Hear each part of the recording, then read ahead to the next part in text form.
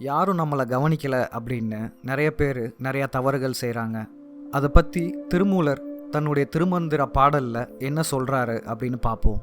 கண்காணி இல்லென்று கள்ளம் பல செய்வார், கண்காணி இல்லா இடமில்லை காணுங்கால், கண்காணியாக கலந்தெங்கும் நின்றானை, கண்காணி கண்டார் கள ஒழிந்தாரே.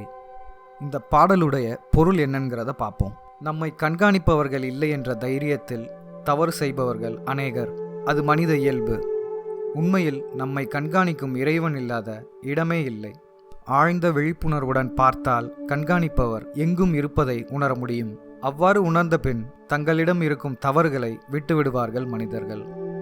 யாரும் நம்மளை பார்க்கலன்னு தைரியமாக தவறு செய்கிறான் மனுஷன். ஆனால் கடவுள் ஒருத்தன் அவனை பார்த்துட்டு இருக்காண்டா அப்படின்னு அப்பயே சொல்லிட்டாரு திருமூலர்.